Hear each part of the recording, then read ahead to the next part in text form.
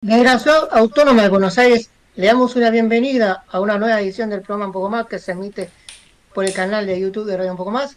Voy a pasar a presentar a la bellísima tripulación que me acompaña en este bellísimo viaje virtual, a la conductora Aldana Cinic, al director en general Raúl Peroni, y a las comunicaciones sociales del programa Un poco más, Agustina Buschi, Julián Caporale, Eltano Cicchati, Mauro La Rosa, Alejandro Fernández y Julián Martín Sánchez, que hoy está cumpliendo años. Desde acá de Un poco más le mandamos un muy feliz cumpleaños, que pase un abrazo de todo Un poco más.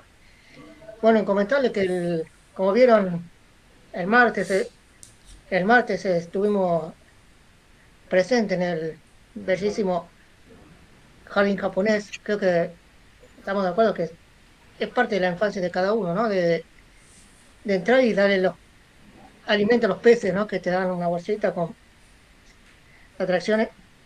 Y, y creo que hoy Aldana va a pasar alguna nota y el otro jueves pasar otro. He pasado una linda jornada el jueves. Quiero agradecer al señor Sergio Miyagi, que es el director de difusión y prensa, ¿no? Del Jardín Japonés, y a todo el Jardín Japonés por la atención que tuvieron conmigo y por la comodidad que además me dieron una credencial, ¿no? Que decía prensa autorizada, o sea, me podía meter en lugares donde la gente no se podía meter. Así que he disfrutado una linda jornada de tres actividades. Primero, un concierto de marimba, que era ese instrumento grandote que habrán visto. Y después un taller de origami y bueno, y el show del ballet Zapucay, que primero hicieron un ballet de tango y después todo que es dedicado al folclore, ¿no? Y bueno, ahora sí les dejo con Aldana. Hola, Aldana.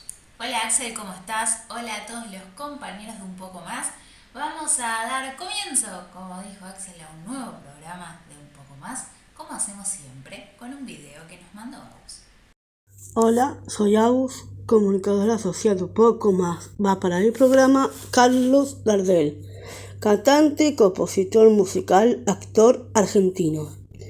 Carlos Gardel fue un cantante, compositor y actor de cine, nacionalizado argentino en 1923. Es más conocido representante del género de la historia del tango. Iniciador, el máximo exponente del tango. Canción fue uno de los intérpretes más importantes de la música popular mundial en la primera mitad del siglo XX, por la calidad de su voz, por la cantidad de discos vendidos, como cantante y como compositor, por sus numerosas películas relacionadas con el tango y por su repercusión mundial. Nacimiento es dudoso. Su lugar de nacimiento, el 11 de diciembre de 1890 en Toulouse, Francia, o en Tacuarembó, Uruguay o Argentina.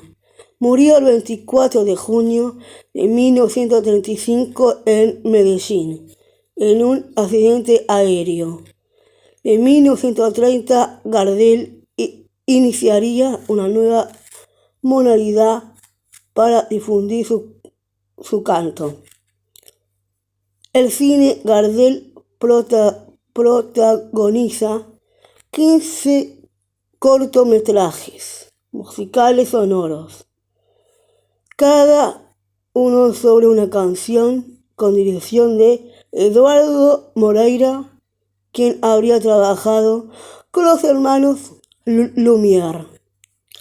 Tipo de voz: tenor, hasta en 1933 en barítono, desde 1934. realizó exitosas giras por Francia y Estados Unidos. En 2003, la voz de Gardel fue registrada por la UNESCO en el programa de Memoria del Mundo. Bueno, ahí tuvimos el video que nos mandó Agus sobre Carlos Gardel. Agus, ¿tenés alguna pregunta para nosotros? Sí. ¿Qué canciones cantaba Carlos Gardel? Tengo 4 opciones. La primera es Carúa. La segunda es Cambalache. La tercera es Caminito. Y la cuarta es El día que me quieras. El día que me quieras. El día que me quieras. El día que me quieras. Bueno, yo me sumo al barco de los muchachos. Sí, el día que me quieras. Y era jovencito Gardel. Sí, sí, me permiten un comentario. Además del talento y el mito que significó Carlos Gardel acá en la Argentina, él tuvo una visión comercial, porque esos cortometrajes de los cuales muy bien habló Agustina, tenía que ver con los que eran los videoclips después. Es decir, él con eso ganó el mercado internacional, ¿no? Bueno, Así que, tenemos algo. Y la respuesta son 2 canciones.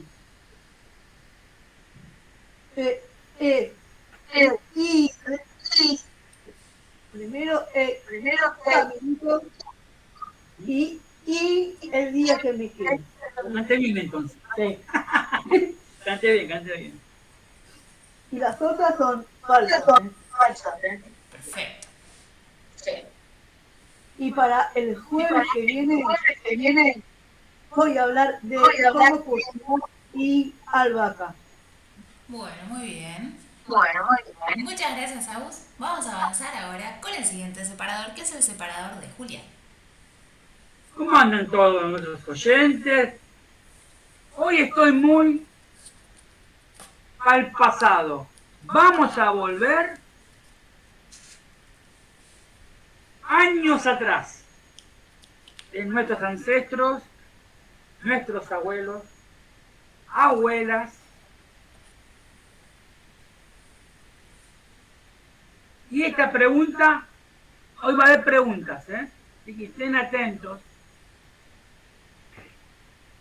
Y hoy vamos a hablar de algo muy importante. El voto femenino en la Argentina, historia de una lucha. El voto femenino en la Argentina marcó un hito importante en la historia de nuestro país. Conoce paso a paso cómo sucedió y las que lo hicieron posible. Ahora parece indiscutible, sin embargo, alcanzar el voto femenino en Argentina implicó años de lucha y organización de las mujeres. Fuimos esto en la búsqueda de participación en el ámbito público y político. Si pensamos en el voto femenino en Argentina, inmediatamente nos remontamos al año 1947, año que finalmente se promulgó la ley. Tiempo después, en 1951, durante el primer gobierno peronista, las mujeres acudieron masivamente a las urnas. Sin embargo, esta demanda histórica encuentra sus antecedentes en las luchas feministas. Al final del siglo XIX fueron las mujeres organizadas en agrupaciones socialistas, anarquistas, radicales, quienes batallaron por la obtención de sus derechos cívicos. Y era muy importante eso, Aldana, Agustina, etcétera, porque las mujeres también tenían que tener sus derechos, y estaba bien que luchen por eso. Sin embargo, el movimiento internacional por el voto femenino se hacía cada vez más fuerte. Fue así que a principios del siglo XX, las mujeres en Argentina crearon organizaciones que buscaban la igualdad, los derechos y las oportunidades. ¿Qué fue el Comité Pro Sufragio Femenino?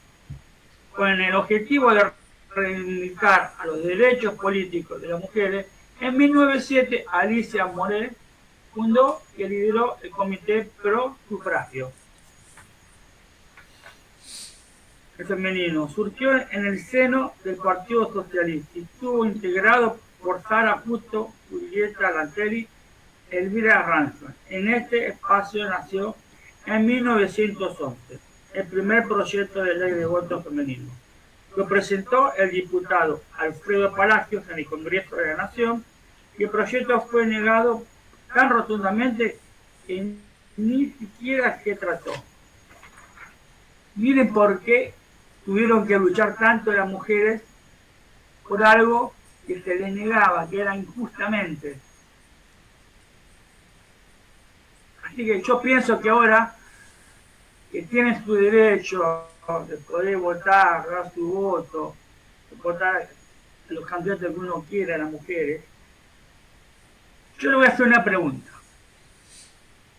¿En qué año, en qué mes de 1951 las mujeres votaron por primera vez en la Argentina? Le voy a dar 3 opciones. El 5 de octubre, el 5 de diciembre o el 11 de noviembre de 1951. Yo voy a decir el 11 de noviembre. Yo, 11 de noviembre de 51. Cerca. ¿De qué mes? ¿De qué mes, no? 11 de noviembre de 51. Raúl, Aldana. Vos ya dijiste, Aldana. También. Yo voy por el 11 de noviembre. Bueno, yo voy a ir en contra de todos por el 5 de octubre del 51. Bueno, la primera vez que la mujer votó en las urnas fue el 11 de noviembre de 1951. Es un aprendizaje que uno tiene en la vida y que tuvieron que luchar mucho las mujeres por tener su voto en las urnas. Para la semana que viene seguiremos con el voto femenino porque es muy importante hablar de estos derechos de estas mujeres que se lo merecen.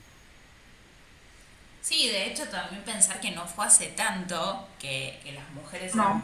no éramos consideradas ciudadanas directamente. El hecho de poder Así ser es, ciudadano Aldana, tú lo has dicho, y es verdad eso. y poder votar no fue hace tanto. No, además, les comento, en pleno siglo XX, el comienzo del siglo XX, el voto no era universal, el sufragio no era universal, era selectivo.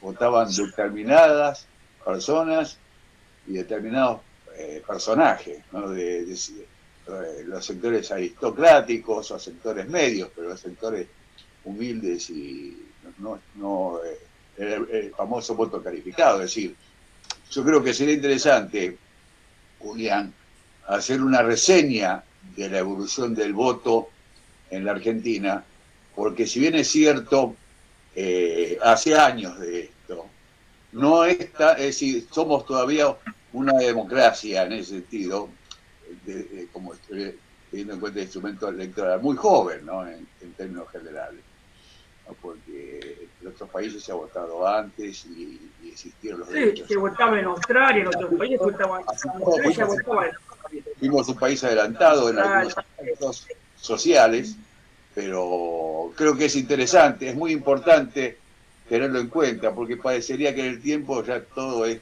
con mucha gente que yo encuentro a veces que está disgustada o es indiferente. Costó inclusive vidas de muchas personas el hecho de lograr la posibilidad del voto. Así que hay que valorarlo y hay que tenerlo en cuenta, más allá de las circunstancias. Bueno, buscaremos en la computadora de Secreta de Uno la reseña del voto femenino. Sí, del voto en general. Vemos qué encontramos para la calma, porque pronto se vienen las PASO, las elecciones que vienen en octubre, y es muy importante dar importancia a esto. Y además, también yo pienso que tienen todo su derecho las mujeres de dar su veredicto en la urna, como uno dice. Y también vamos a hablar del cuarto oscuro accesible. Y además, para ir terminando, el domingo se juega la Liga Inclusiva de Fútbol Metropolitana en Lanús, la cuarta fecha, si no me equivoco, ¿cuál es? Dame una mano a ver si me equivoco, porque mira que estoy tan viejo ya.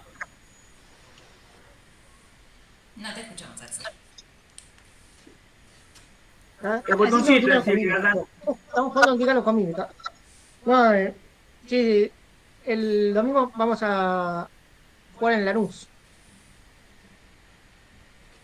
en la cuarta fecha, ¿no? Sí, es la cuarta fecha. Pasa que la otra vez se había suspendido una fecha que teníamos que jugar en San Lorenzo. Supongo más adelante se va a reprogramar. Sí, pero Sí, se va a jugar en julio esa fecha, pero no sé si todavía de julio. sería importante que recuerden, Vamos a tener... recuerden a la audiencia Sí, de qué estamos hablando.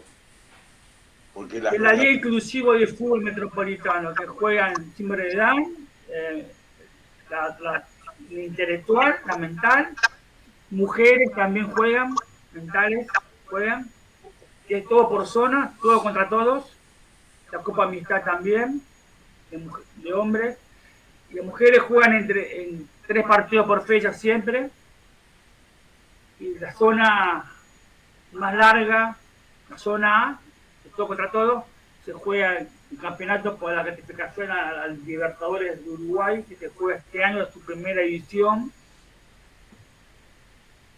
Y la Copa Amistad es una Copa Amistad, gana la Copa Amistad y es el campeón de este año.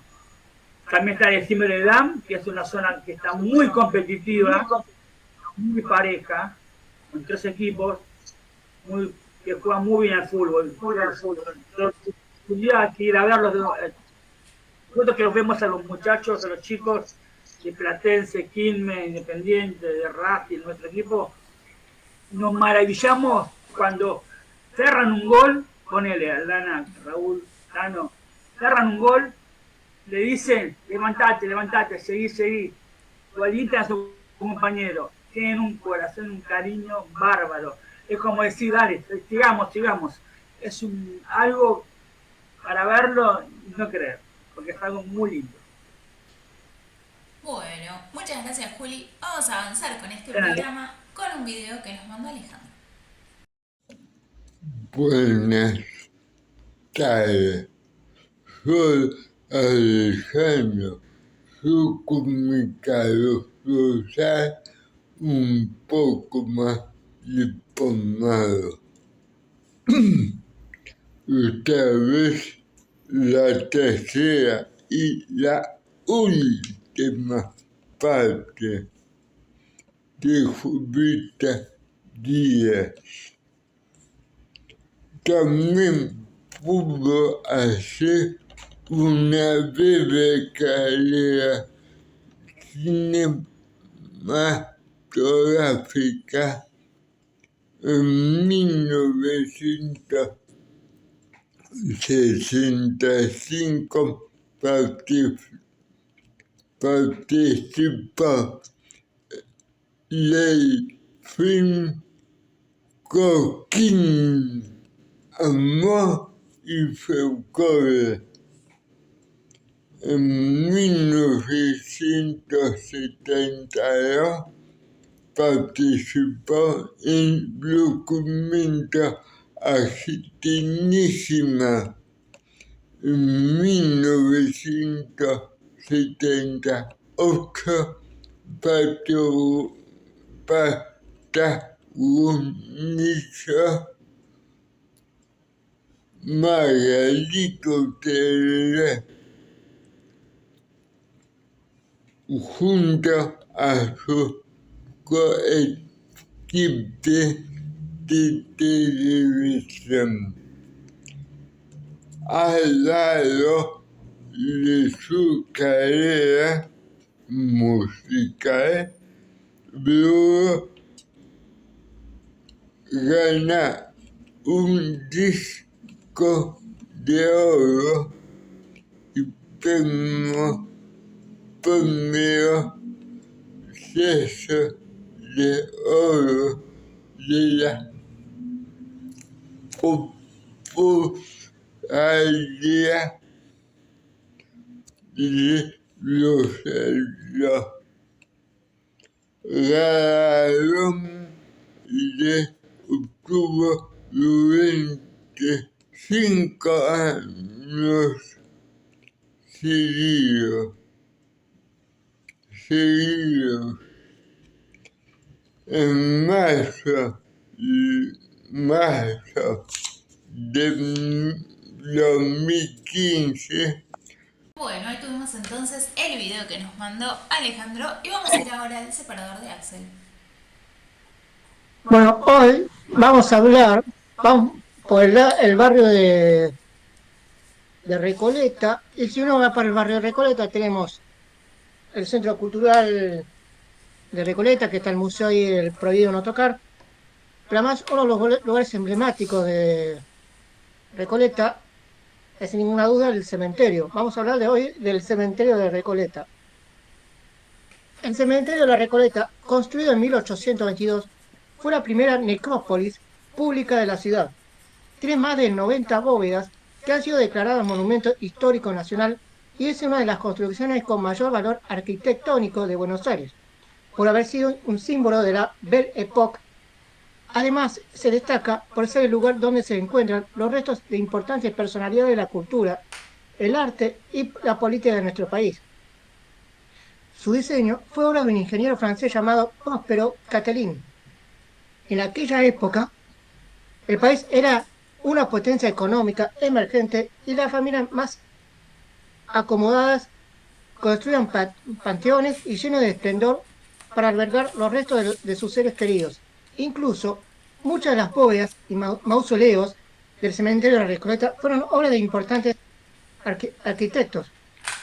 Más tarde, hacia fines del siglo XIX, esta familia comenzaron a mudarse a esa parte de la ciudad como consecuencia de la epidemia de la fiebre amarilla, que asoló principalmente la parte sur de Buenos Aires, por lo que el cementerio se consolidó como la necrópolis preferida de los sectores más poderosos. El predio, de más 50.000 metros cuadrados, cuenta con unas 4.780 bóvedas. Está organizada en manzanas con amplias avenidas arboladas que dan a callejones laterales donde se alinean los mausoleos y las bóvedas.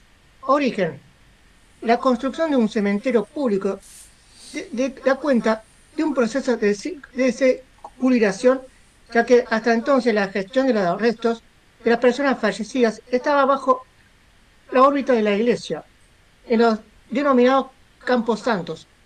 En este contexto predominaban tanto las ideas liberales como las higiénicas, que dieron lugar a una forma de culto laico, materializado en la figura del Panteón Nacional como símbolo de un pasado sacralizado.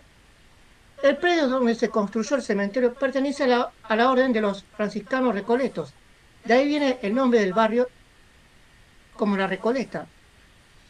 Cuando esta orden religiosa fue disuelta en 1822, el entonces gobernador de Buenos Aires, Martín Rodríguez y su ministro de gobierno Bernardino Rivadavia decidieron crear un cementerio allí. Años después, en 1881, se llevó a cabo una remodelación a pedido de Torcuato de Alvear, por entonces intendente de la ciudad. En esta oportunidad se concluyó la construcción del pórtico de la entrada principal, formado por 4 columnas de orden dórico, griego, sobre las cuales se inscriben alegorías sobre la vida y la muerte. El cementerio de la Recoleta y las personalidades destacadas. Entre las personalidades enterradas en el cementerio de la Recoleta figuran líderes políticos, presidentes de la nación, escritores, premios Nobel y deportistas empresarios. Así, un breve listado puede nombrarse los siguientes: Vicente López y Planes, autor del himno nacional argentino; Juan Manuel de Rosas; Domingo Faustino Sarmiento; Bartolomé Mitre, político, escritor y fundador del diario La Nación; militar, estadístico y presidente de la Nación; María Cristina Sánchez de Thompson, la primera en cantar el himno nacional durante la presentación en su casa; José Hernández, el autor del Martín Fierro; Eva Perón, Eliberio Girondo, poeta y periodista; el célebre escritor Adolfo Bioy Casares; las hermanas Silvina y Victoria Ocampo; la gran actriz Blanca Podestá y la cantante lírica Regina Pacini de Alvear, cofundadora del teatro, de la Casa del Teatro. Hoy en el día, el cementerio de la Recoleta es una de las atracciones turísticas de la ciudad de Buenos Aires y es visitada por muchas personas. Entonces hoy hablamos del cementerio, ¿no?, de la Recoleta. Bueno, yo también tuve la posibilidad de entrar y ver cómo está armado adentro, ¿no? Con callecita. Pero ahora vamos a hacer una pregunta.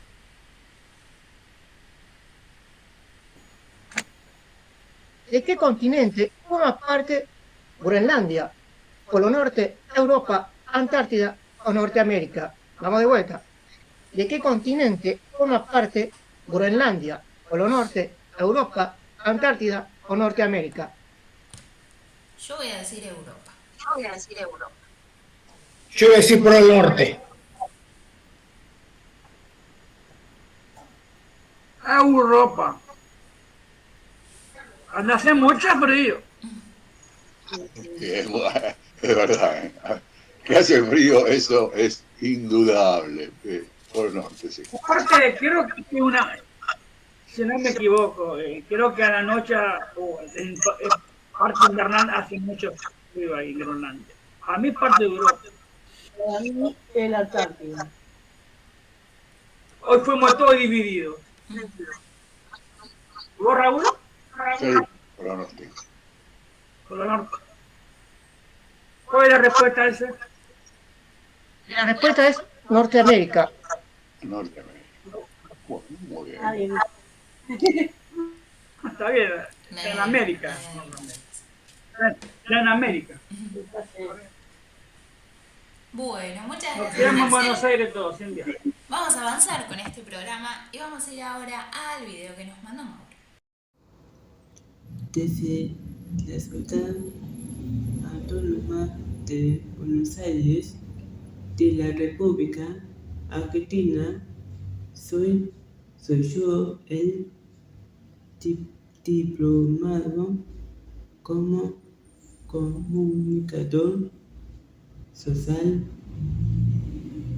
Mauro Javier La Rosa, que transmite por YouTube Radio Un Poco Más.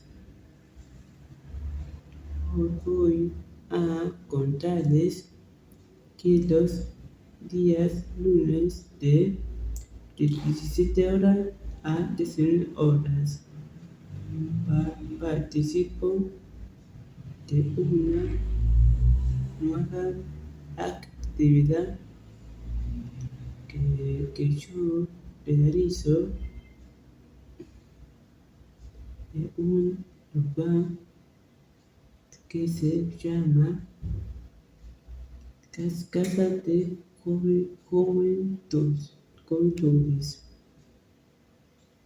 Es un programa muy lindo del Gobierno Nacional, abierto a la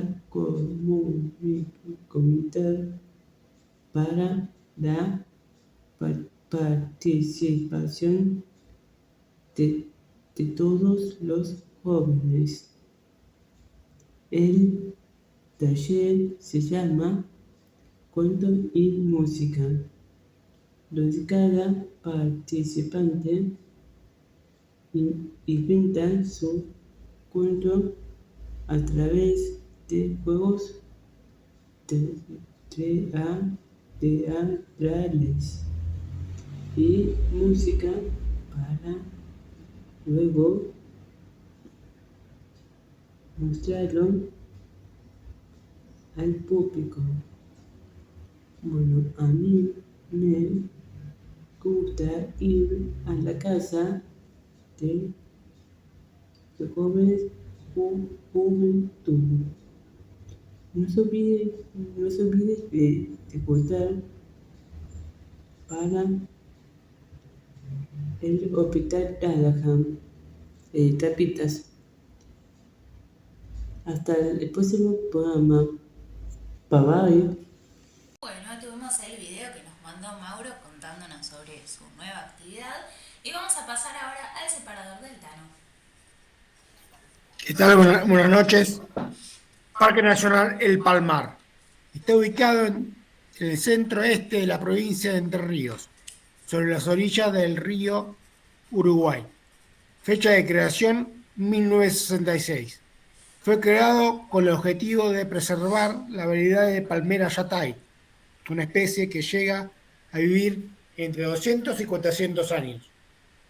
La yatay, Bauti yatay, es una palmera que crece en el suelo arenoso formando agrupaciones más o menos densas. Puede medir hasta 18 metros de altura. En sus troncos y copas hacen nido muchas aves, como carpinteros, urraca común, cotorras y halconcitos colorados. Su fruto es carnoso, de sabor agridulce. Es una fuente importante de alimento para la gran cantidad de animales, además de aves. Se encuentran linces, carpinchos, ñandúes, armadillos, zorros, corzuelas. Estas son de la familia de los ciervos. Todos toman el alimento del árbol o cuando cae al suelo. Superficie 8.213 hectáreas.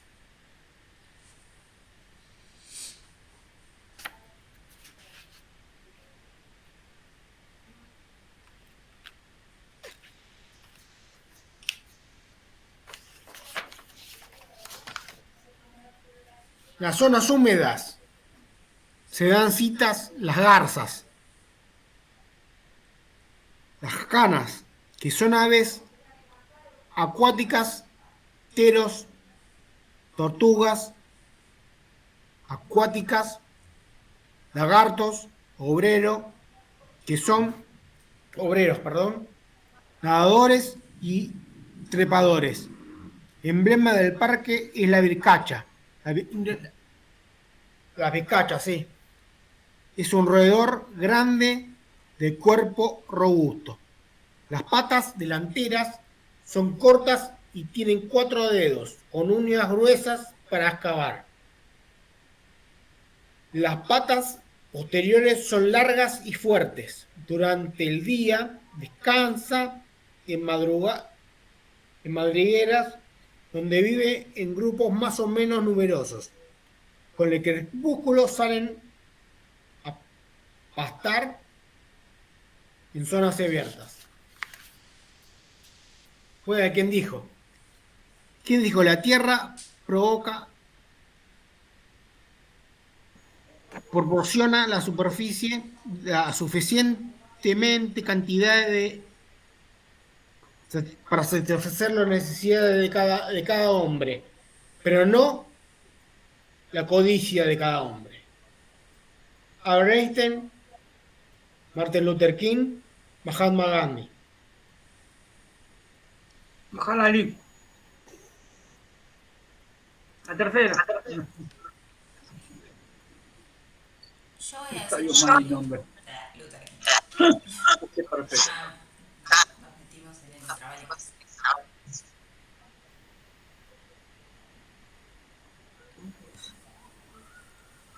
Axel, Raúl, Agus. Estoy pensando todavía. Estoy. Está difícil, está Están difícil. meditando ahí, están en contacto de que pueda salvar esta pregunta. Yo me inclino por Gandhi. Por Gandhi. Bueno, voy por Gandhi. También. sepas. ¿Cantaron todos? Mahatma Gandhi. Bueno, al menos acerté, pero dije un boxeador más que un gran filósofo. Dicen, Hay un mix de nombres. al menos lo dije bien. Bueno, muchas gracias, Tano. Vamos a ver ahora el último video del programa, que es una nota que estuvo haciendo Axel, así que cuando volvamos del video nos va a contar un poco más. Hola, soy el comunicador social Axel del programa Un Poco Más, que se emite por el canal de YouTube de Radio Un Poco Más. También tenemos el Instagram que Radio Un Poco.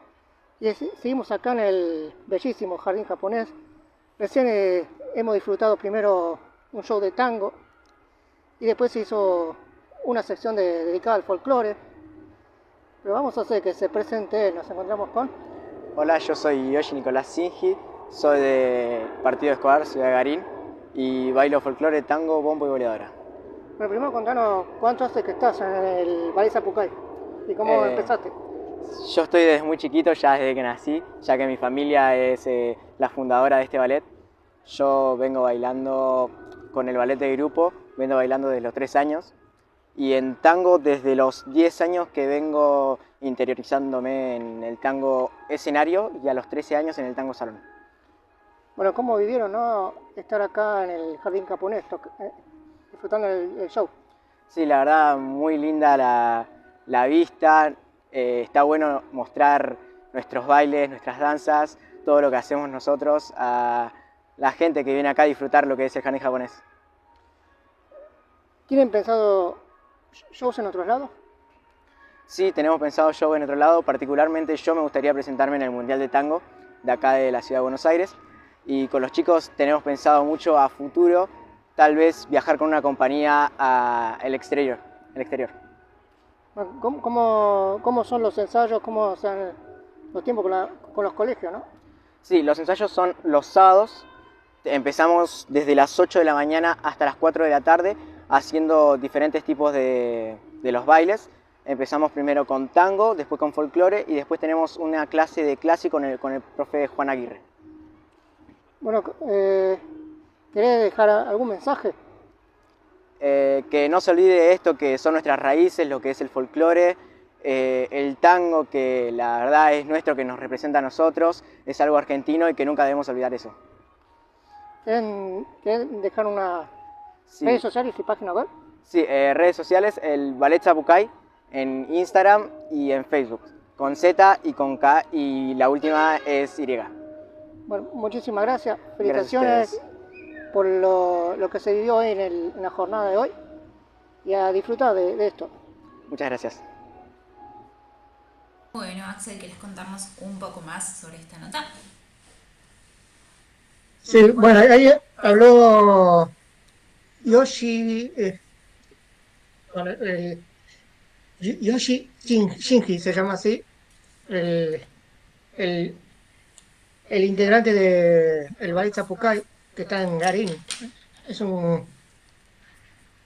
Bueno, el otro día hicieron primero un show de tango y después hicieron todo dedicado al folclore. Primero hicieron un poco de danza, hicieron malambo, boleadoras, zapateo, y la verdad que estuvo muy lindo. Usaron todo el escenario. Para ellos era una parte del lago, una hermosa vista para hacer lugar al aire libre. Por suerte hay que decir que el tiempo acompañó, más allá que estuvo fresco, pero no hacía tanto frío. Estuvo agradable, muchísima gente. Y bueno, le voy a proponer, y además ahora les propongo Bueno, el lunes 26 va a estar cerrado el jardín japonés por motivo del aniversario de la Fundación Cultura Argentina Japonesa, ¿no? Y después pueden entrar se entra a la página www.jardinjaponés.org.ar, ahí tienen para ver las exposiciones, ¿no? Para ir a ver. Y, y es como yo dije antes, y creo que el jardín es parte de la infancia de cada uno, ¿no? Que uno ha ido a darle de comer, por ejemplo, a los peces carpa que están ahí siempre, los grandotes. A propósito del próximo programa, vamos a tener solamente la nota del director, ¿no? Así es, Del señor Sergio Miyagi. así es. Bueno, muchas gracias Axel. Vamos ahora sí al separador de Raúl. No, ante todo, realmente sorprendido gratamente en la nota las palabras de este joven, ¿no? Donde estimulando precisamente las prácticas culturales, nuestro acervo, ¿no? Que me parece muy importante, lo cual me parece es un orgullo realmente el haber contado con esta nota. Yo les voy a hablar hoy de algo que por lo general no se habla poco, o se dice poco, y tiene que ver con una palabra que es altisonante: la mediocridad. Dicen que la mediocridad es un camino con un final temido y ya conocido. Cuando te pregunten qué hiciste, contestá para evitarla: he pensado y no he callado. La mentira serial, lo que se dice ahora fake news, y la manipulación por parte de expertos de comunicación es una constante a los cuales los poderosos acuden con el objeto de domesticar a los ciudadanos y hacerlos funcionales al consumo de títulos, zócalos, prejuicios, relatos falsos que los confunden, los atemoriza, los incomoda, pero que a su vez nos lleva, y los lleva, a no tener en cuenta contenidos e información que estimulen la creatividad. Estábamos viendo recién, este chico, realmente el impulso a las nuevas, una actividad, actividades culturales. La diversidad, y por eso es cierto, también la diversidad es importante, el pensamiento crítico, no quedarnos con los que nos dicen, sino acudir a varias fuentes. La sensibilidad social, ver qué le ocurre a la otra persona, qué le ocurre al otro, al que tenemos al lado, que tenemos enfrente, que no está enfrente y que no lo vemos muchas veces, pero que sabemos, tener noticias de él. De manera tal que se tome conciencia de sus actitudes y que tomemos conciencia hacia los demás. Y así poder abandonar posturas anacrónicas en las cuales muchas veces la supuesta estabilidad, la tranquilidad, no es más ni menos que un estado de actitud pasiva que engañosamente nos hace aceptar una vida adecuada, según los estándares, con un sufrimiento adecuado y un devenir, aunque desesperanzador, merecido, de acuerdo a los relatos que le han hecho llegar los megáfonos de los manipuladores profesionales. Pero quiero advertirles, y esa es la misión de la comunicación social, que existen mensajes ocultos y permanentes. Y usted me dice, ¿cómo detectarlo? Y es fácil, o no es tan fácil. Y estos serían algunos de los utilizados de hace tiempo para alcanzar un mayor índice de mediocridad, en realidad. A. Considerar la inclusión del más vulnerable como un privilegio y un gasto, y la exclusión como algo natural y razonable. B. Considerar a la pobreza y marginalidad un hecho de impericia o infortunio humano sin indagar, sin que indaguemos las causas ni los responsables de la misma. Para eso está la historia, para eso está la memoria. C. Destacar solamente al exitoso sin tener en cuenta más allá de sus condiciones, el contexto y las condiciones facilitadoras colectivas para sus logros, sobrevalorando el individualismo y el egocentrismo. D. Naturalizar la prepotencia, la desconsideración, el maltrato y la discriminación en la sociedad o de quienes conduce tanto en el ámbito del Estado como en el privado. Y último, desvirtuar y descalificar los derechos humanos fundamentales con el objeto de disciplinar e imponer una movilidad social descendente, es decir, que la pérdida absoluta de una buena calidad de vida.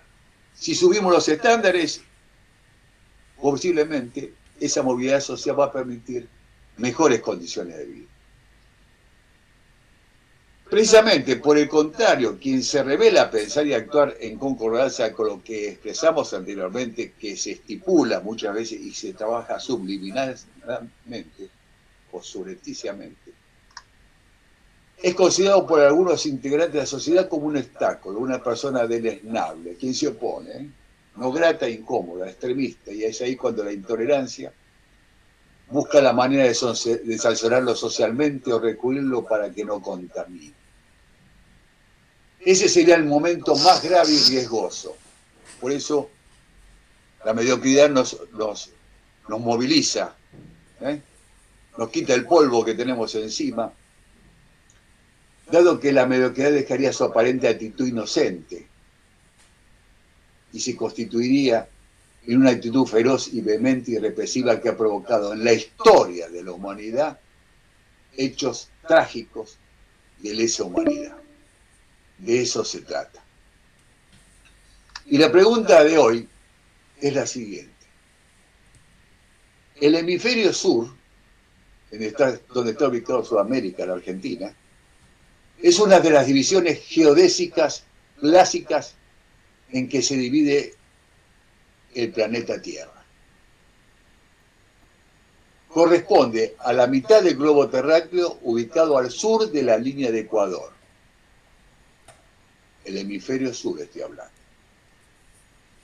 que lo separa del hemisferio norte. Y la pregunta es la siguiente. ¿Qué porcentaje de la población mundial vive en el hemisferio sur? Teniendo en cuenta, les voy a dar un dato, perdonen que abunden datos. En este momento la población mundial está en 8.000 millones de personas.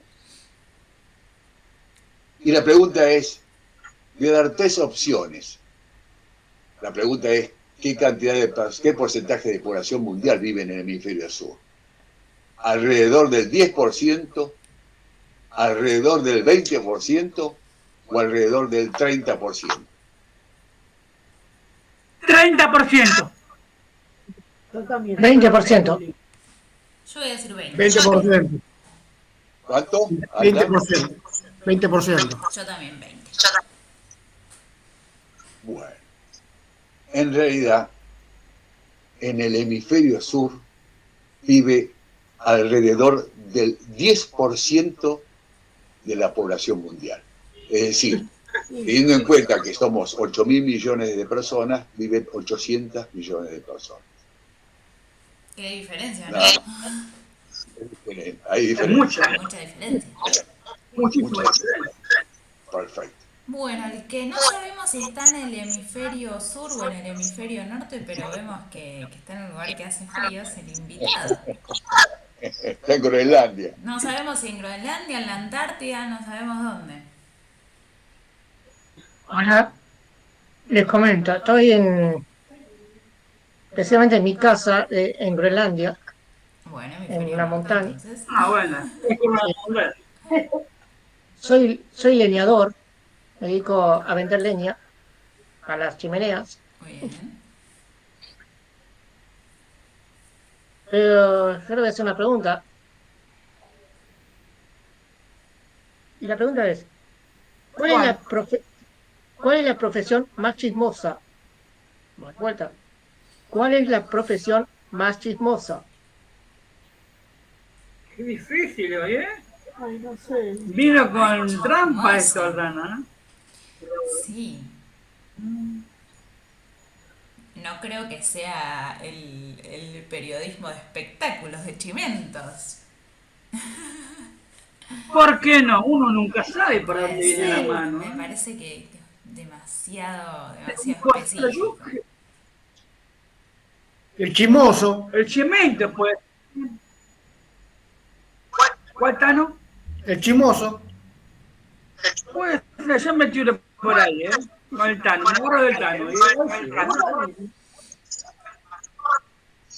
En la antigüedad estaban las No, operadoras de teléfono, no sé. No, estas son más Yo creo que ahora que no paran nunca de hablar. esta vez nos gana, creo. No le demos por el tiempo. Pasa que tenemos poco tiempo. No tenemos mucho tiempo, ¿eh? No, le vamos a pedir esta vez al invitado que No viene nos dé la respuesta. respuesta. Yo digo que soy chismoso. Y la respuesta es la del fotógrafo, porque vive revelando todo lo que ve. Ah, está muy bien. Está muy Está bueno, muy ¿no? bien. No se nos iba a ocurrir, la verdad. Muy bueno, muy bueno. No, verdad, hoy el partidor vino muy bien. Bueno, estamos llegando al final del programa. No sé si alguien tiene algo cortito para agregar.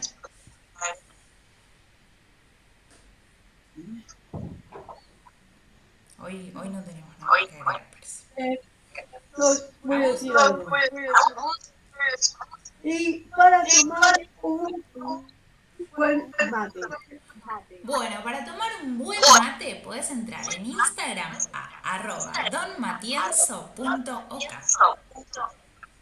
Perfecto. ¿Y cuáles son nuestras redes para que quiera ingresar? Nuestras Aldana? redes son en Instagram, en Facebook y en Twitter, Radio Un Poco Más. En LinkedIn nos encuentran como Raúl Peloni. En YouTube como Radio Un Poco Más. Y nos pueden mandar un mail a radiounpocomás@gmail.com. Muy bien. ¿Nos vamos yendo? Nos vamos. Y decimos, como siempre decimos en este día de frío, que estamos acá. No solamente porque hacemos lo que queremos, Sino porque amamos lo que hacemos.